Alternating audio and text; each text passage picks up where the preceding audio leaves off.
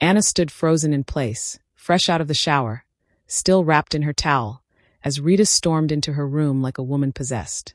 Dennis was right behind her, his face tight with frustration. "You thief!"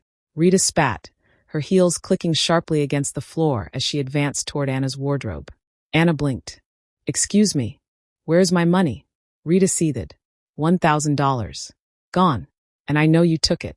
Anna clutched her towel tighter, her gaze darting to Dennis, expecting him to intervene.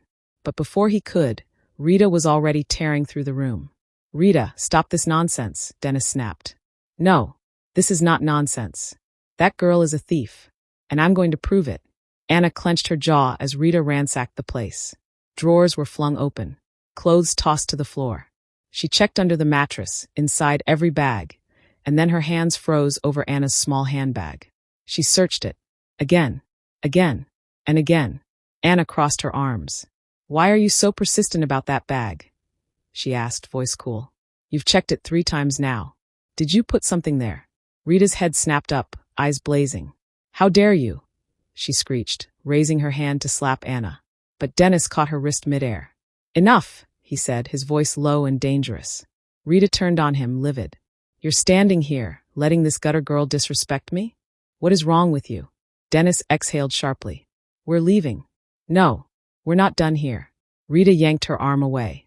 But just as Dennis started pulling her toward the door, Anna's voice rang out. "Wait." They both turned to her. Anna's gaze was steady, unshaken. "If you're so sure that I stole your money," she said, "then we should search your room too." Rita's brows shot up. "What?" "This is an accusation," Anna continued calmly. "And accusations like this shouldn't be taken lightly. So if you truly believe in fairness, I hope you don't mind me searching your room as well." Dennis folded his arms, amused.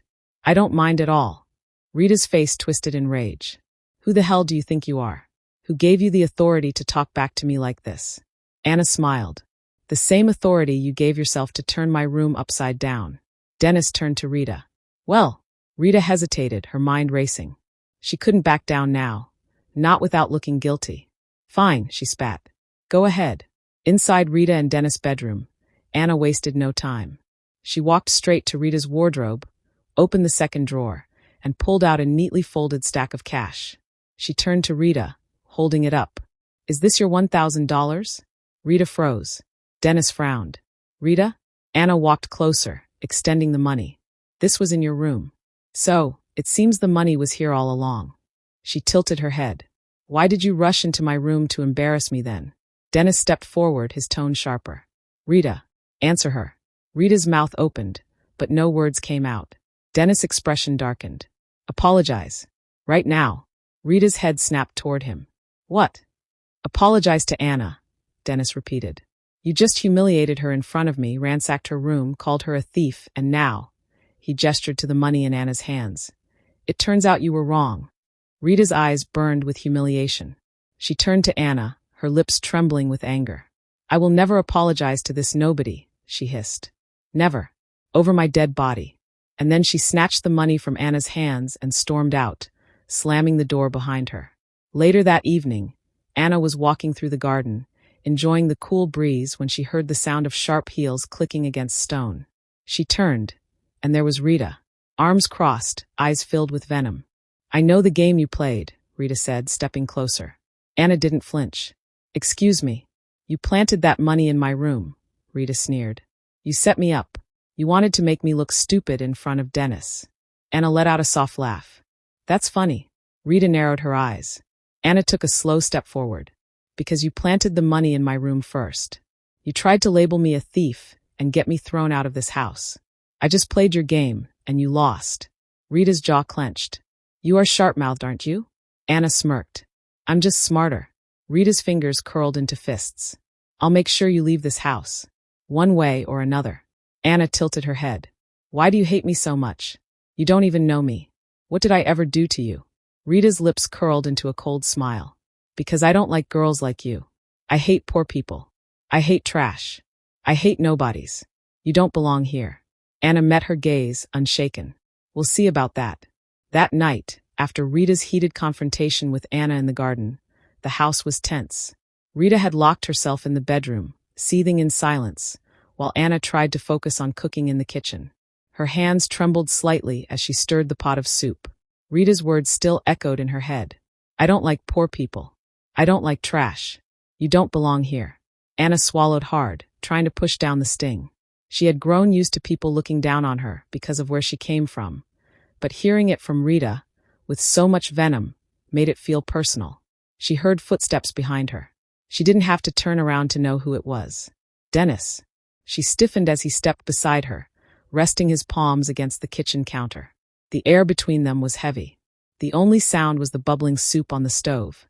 I came to apologize, Dennis said finally. His voice was quiet, tired. For everything Rita said to you today. Anna took a deep breath, but didn't look at him. You don't have to apologize for her. Yes, I do, he murmured. Because I should have stopped her a long time ago. Anna let out a soft, humorless laugh. You can't control her. No, but I can control what I allow, Dennis said firmly. And I allowed this to go on for too long. Anna sighed, finally turning to face him. Why does she hate me so much? Dennis looked at her for a long moment. His gaze flickered to her lips, then back to her eyes. Because she knows, he said simply. Anna frowned. Knows what? Dennis swallowed, his Adam's apple bobbing. His hands clenched at his sides as if he was battling something deep inside him. That I look at you differently, he admitted. That I feel something for you I never felt for her. Anna's breath hitched. Her heart pounded violently in her chest. She had felt it before. The unspoken tension, the stolen glances, the way his eyes lingered on her when he thought no one was watching. But hearing him say it out loud made it real. Dennis, she started, but he took a step closer. You were never trash to me, Anna, he whispered. You were never nobody. You were always more. And before she could process what was happening, he kissed her. Soft at first. Testing. Then deeper, more desperate.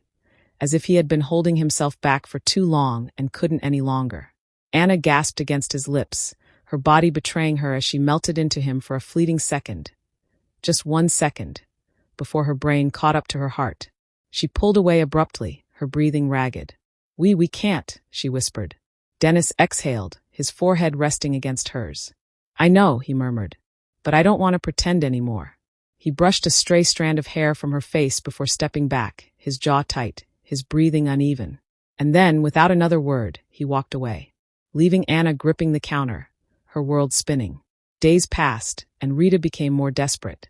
She tried again and again to get Anna thrown out, but Dennis stood his ground. One evening, Rita walked into the house and froze. Dennis and Anna were sitting on the couch, laughing, talking about a movie. She stormed off, slamming the door. Later that night, Dennis found her in their bedroom, her arms crossed, shaking with rage.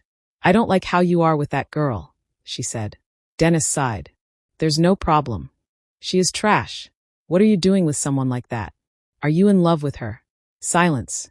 Rita's heart stopped. Oh my God, she whispered. You love her. Dennis didn't deny it. You are falling in love with that gutter girl, Rita hissed. Is that why you won't send her away? Dennis clenched his jaw. If you know what's good for you, you will stop calling her trash. Rita laughed bitterly. I thought you had class.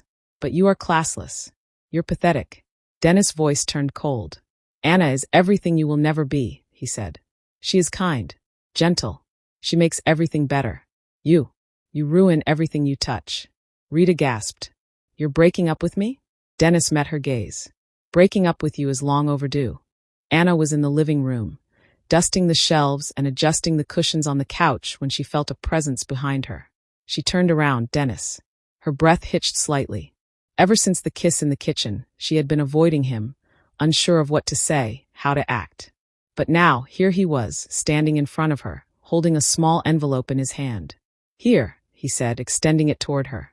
Anna frowned, hesitating before carefully taking the envelope. When she opened it, her eyes widened. It was filled with crisp $100 bills. Her throat tightened. What is this? It's for your mother's treatment, Dennis said simply. Anna's lips parted in shock. You, she swallowed. You remember? Of course I remember, Dennis said, watching her closely. You asked me about an advance payment a few weeks ago, and at the time, I told you I don't pay my staff in advance. That's still true. He paused. But I'm making an exception for you. Anna stared at him, her emotions tangled. She had spent days trying to convince herself that Dennis was just like Rita, privileged, cold, indifferent to people like her. But this was kindness. This was care. For a second, she regretted ever thinking he was a bad man. Dennis, I don't know what to say, she whispered, her fingers tightening around the envelope. You don't have to say anything, Dennis said, stepping slightly closer. I just want you to know that you're not alone. His voice softened. You don't have to carry everything by yourself. Anna felt her heart clench. The way he looked at her, the warmth in his voice, it was too much. It was dangerous. Before she could respond, Dennis' phone rang. He exhaled, running a hand through his hair. I have to take this. And just like that, he was gone, leaving Anna standing in the middle of the room, gripping the envelope, feeling emotions she wasn't sure she was ready to name. A week later, Dennis took Anna to the most beautiful restaurant in the city. By the end of the night, he reached into his pocket, pulled out a small velvet box, and got down on one knee. Anna gasped. Anna, he whispered, will you marry me? Tears welled in her eyes. Yes. And somewhere, alone and broken, Rita realized she had lost everything. Dennis had married the maid.